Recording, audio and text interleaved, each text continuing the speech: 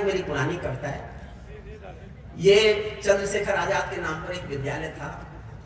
मायावती जी जब मुख्यमंत्री थी और भाजपा के समर्थन से थी, दुख की बात यह है उसके बाद 17 में आई है भाजपा लौट के, भाजपा नहीं लौटी। उसके बाद भाजपा के समर्थन के मुख्यमंत्री ने चंद्रशेखर आजाद के नाम के विद्यालय का पत्थर उखाड़कर किसी और के नाम का लगा दिया। जिनके नाम का लगाया उनसे हमें कोई शिकायत नहीं है। एक पत्रकार ने हिम्मत करके उनसे कहा कि आप क्या कर रही हैं, ये महाविद्यालय चंद्रशेखर आजाद के नाम पर है। तो उन्होंने गुस्से में कहा, घूमकर कौन चंद्रशेखर आजाद, वो आतंकवादी। सरेआम प्रेस के सामने चंद्रशेखर आजाद को आतंक, प्लीज प्लीज प्लीज प्लीज आतंकवादी कहा गया। भानु प्रताप शुक्ल ने जनसत्ता में लेख लिखा, पूरे पेज का लेख था।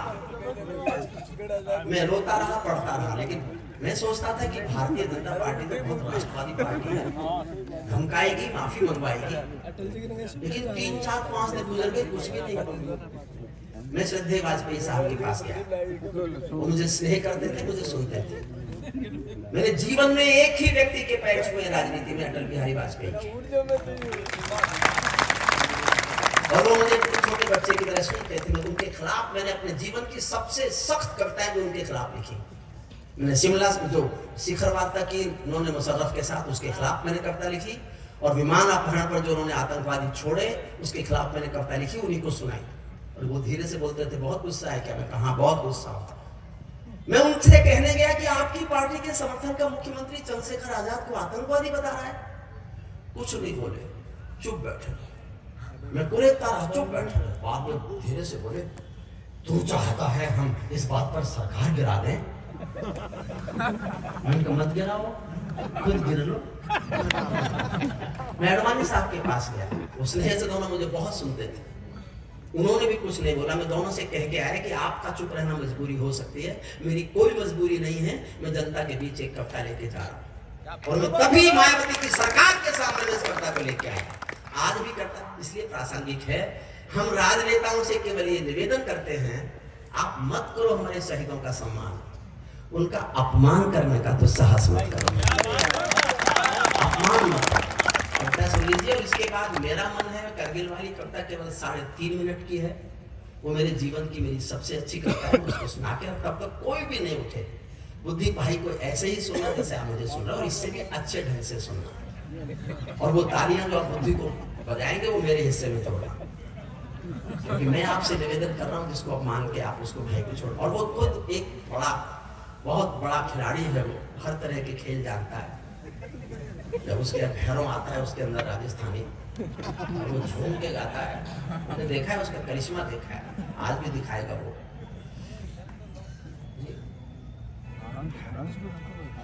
तो ये जो क्या नाम है इसका, ये संचालक हमारा अतुल ज्वाला, जो माइक पे प्रेरणा थी, तब आप इसकी गतिविधि देख रहे थे। और अब ऐसा बैठा है जैसे लकवा मार गया हो। कुछ तो हाँ ना, कुछ तो ताली बता, कुछ तो ये कवित्रियों को जमाने का ठेका तेरा।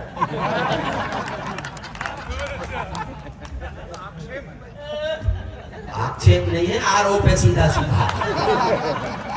अच्छा, मैं सरकारों से डरूं नहीं, और तुझसे डरूं। मन तो देखिए बहुत दिन से गाय नहीं है, कि भूल जाऊं तो माफ कर देना। मन तो मेरा भी करता है, झूमू ना चूंगा हूं मैं। मन तो बस तालियां आप जितना उत्साह बढ़ाते रहोगे, उतना उत्साह में गाता है। मन तो मेरा भी करता है, झूमू ना चूंगा हूं मैं।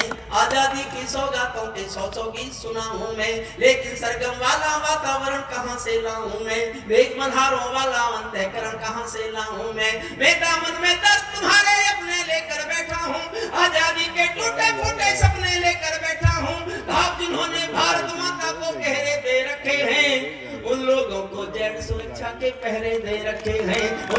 ये लाइन ताली मांगती थी साहब, ज्यादा ताली मांगती थी साहब। फिर पढ़ता हूँ, भाव जिन्होंने भारत माता को गहरे दे रखे हैं, उन लोगों को जेड सुरक्षा के पहरे दे रखे हैं। जो भारत को बर्बादी की हद तक लाने वाले हैं, वे ही स्वर्ण जयंती का पैगाम सुनाने वाले हैं। वे ही स्वर्ण जयंती का पैगाम सुनाने वाले हैं।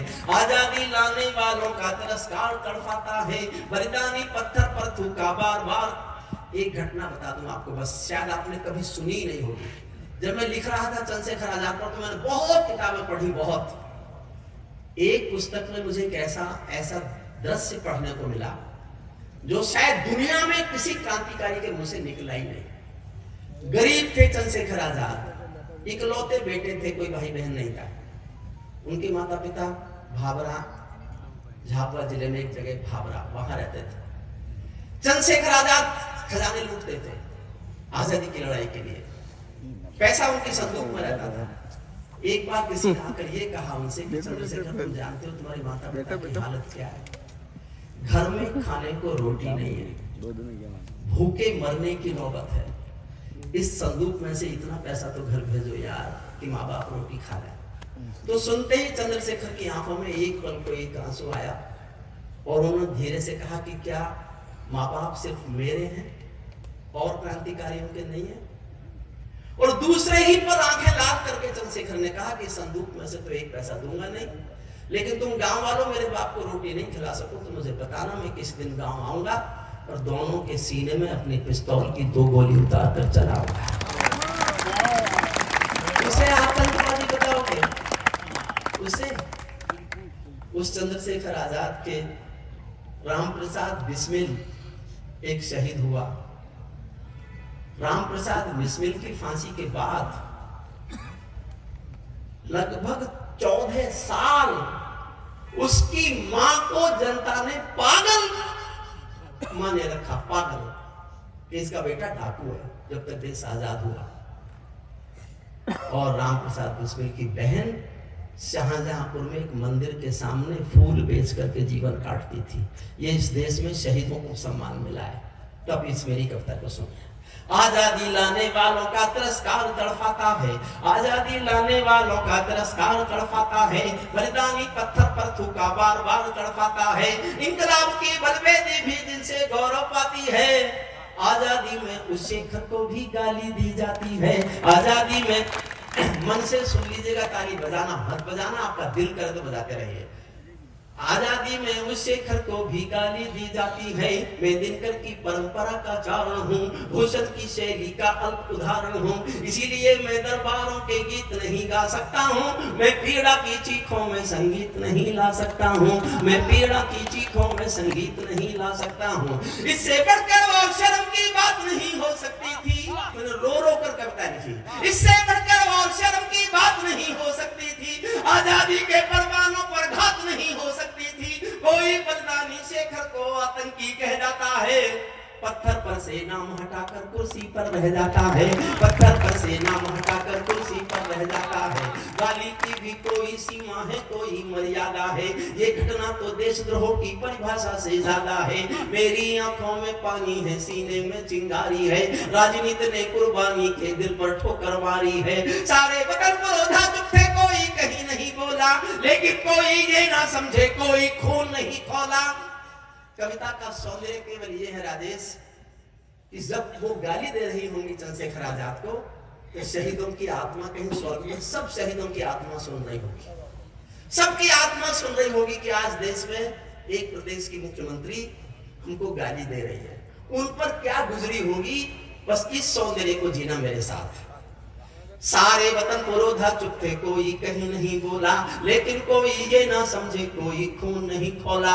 सुनकर बलिदानी बेटों का धीरज डोल गया होगा, सुनकर बलिदानी बेटों का धीरज डोल गया होगा। मंगल पांडे फिर शोणित की भाषा बोल गया होगा, मंगल पांडे फिर शोणित की भाषा बोल गया होगा। सुनकर हिंद महासागर की लहरें तड़क गई होंगी, शायद बिस्मिल की गजलों की बहरें तड़क गई होंगी। नील गगन में कोई पुच्छल तारा टूट गया होगा, अशफाकुल्लाह की आंखों में लावा फूट गया होगा, अशफाकुल्लाह की आंखों में लावा फूट गया होगा। भारत भूख पर मरने वाला टोला भी रोया होगा, इंकलाब का रंग बसंती चोला भी रोया होगा। चुपके चुपके रोया होगा संगम तीरथ का पानी, आंसू आंसू रोई होगी धरती की चूनर धानी, एक समंदर रोई होगी भगत सिंह की कुर्बानी। क्या ये ही सुनने की खातिर फांसी झूले सेनानी, क्या ये ही सुनने की खातिर फांसी। और साहब मैंने जीवन का सर्वाधिक गुस्सा किया है कविता में, इससे अधिक गुस्सा मैंने कभी नहीं किया। मैं अपने गुस्से पर मोहर चाहता हूं। आपको लगे कि देश के किसी कलमकार को देश लाते समय इतना गुस्सा करने का हक है, तो मेरे हक पर मोहर लगाना। चुपके चुपके रोया, बहुत गुस्सा है वो। अगर उसका ट्रांसलेट करो गुस्से का, तो वो फिर आतंकी है। मैं हूं आतंकी, उसको लिखते समय। चुपके चुपके रोया होगा संगम तीरथ का पानी, आंसू आंसू रोई होगी धरती की चूनर धानी, एक समंदर रोई होगी भगत सिंह की कुर्बानी, क्या ये ही सुनने की खातिर फांसी झूले सेनानी। जहां मरे आजाद पार्क के पत्ते खड़क गए होंगे, जहां मरे आजाद पार्क के पत्ते खड़क गए होंगे, जहां मरे आजाद पार्क के पत्ते खड़क गए होंगे, कहीं स्वर्ग में शेखर जी के बाजू फड़क गए होंगे, शायद पल दो पल को उनकी निदिया भाग गई होगी, फिर पिस्तौल उठा लेने की इच्छा जाग गई होगी, फिर पिस्तौल उठा लेने की इच्छा जाग गई होगी। शेखर महायज्ञ का नायक गौरव भारत भूखा है, जिसका भारत की जनता से रिश्ता आज लहू का है, जिसने जीवन के दर्शन ने हिम्मत को परिभाषा दी, जिसके पिस्टल की गोली ने इंकलाब को भाषा दी, जिसने धरा गुलामी वाली क्रांति निकेतन कर डाली, आजादी के हवन कुंड की अग्नि चेतन कर डाली, जिसके कारण त्याग अलौकिक माता के आंगन में था, इकलौता बेटा होकर भी आजादी के रण में था, जिसको खूनी मेहंदी से भी देह रचाना आता था, आजादी का योद्धा केवल चने चबे न खाता था।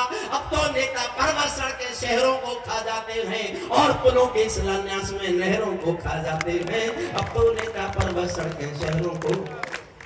और एक पीड़ा गा रहा हूं, भाजपा के समर्थन से थी, मैंने तब भी गाया, और उसके बाद 17 में लौटे जब जनता भूल गई, तभी मैंने लिखा एक ईमानदार कलमकार के रूप में। आप सारे भाजपा के हो फिर भी सुनना, और आपको लगे मैं ठीक कह रहा हूं तो मैं आपकी तालियां सुनना चाहता हूं, ताकि आपको लगे जब कविता के श्रोता हो तो देश के श्रोता होकर सुनो, भाजपा कांग्रेसी होकर मत सुनो। जो भारत माता की जय के नारे गाने वाले हैं, बहुत दिनों बाद गा रहा हूं तो गला भी सूख रहा। जब मैं आज 2-3 घंटे सुना लूंगा गला ठीक हो जाएगा। मैं बुद्धि प्रकाश के चेहरे का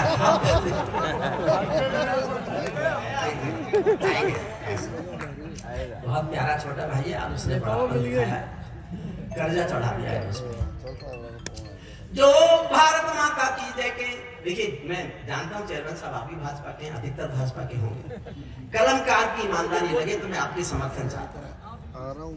जो भारत माता की जय के नारे गाने वाले थे, जो भारत माता की जय के नारे गाने वाले थे, राष्ट्रवादी की गरिमा गौरव ज्ञान सिखाने वाले थे, जो छोटी छोटी बातों पर संसद में अड़ जाते हैं, श्री राम मंदिर मुद्दे पर सड़कों पर लड़ जाते हैं, 60 दिनों तक स्वर्ण जयंती रथ लेकर जो घूमे थे, आजादी की यादों के पत्थर पूजे थे, चूमे थे, इस घटना पर चुप बैठे थे, सबके मुंह पर ताले थे, तब गठबंधन क्यों नहीं तोड़ा जो तुम हिम्मत वाले थे, तब गठबंधन क्यों नहीं तोड़ा जो।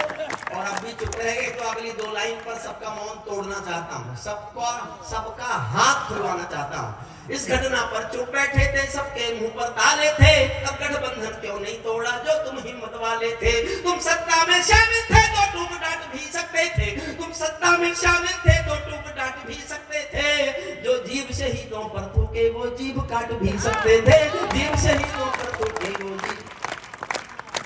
अंतिम छंद सुनना, जो सीने पर गोली खाने को आगे बढ़ जाते थे, भारत माता की जय कहकर फांसी पर चढ़ जाते थे, जिन बेटों ने आजादी के लिए कहानी दे डाली, आजादी के हवन कुंड के लिए जवानी दे डाली, दूर गगन के तारे उनके नाम दिखाई देते हैं, उनके स्मारक भी चारों धाम दिखाई देते हैं, उनके स्मारक भी चारों धाम दिखाई देते हैं। वे देवों की लोकसभा के अंग बने बैठे होंगे, वे सतरंगी इंद्रधनुष के रंग बने बैठे होंगे, उन बेटों की याद भुलाने की नादानी करते हो, इंद्रधनुष के रंग चुराने की नादानी करते हो, इंद्रधनुष के रंग चुराने की नादानी करते हो, जिनके कारण ये भारत आजाद दिखाई देता है, अमर तिरंगा उन बेटों की याद दिखाई देता है, उनका नाम जुबान पर लो तो पलकों को झपका लेना, उनकी यादों के पत्थर पर दो आंसू टपका देना, जो धरती में मस्तक बोकर चले गए, दाग गुलामी वाला धोकर चले गए, मैं उनकी पूजा की खातिर जीवन भर गा सकता हूँ, मैं पीड़ा की चीखों में संगीत नहीं ला सकता हूँ। बहुत 3 बज गए, मेरी जाने की मजबूरी नहीं होती।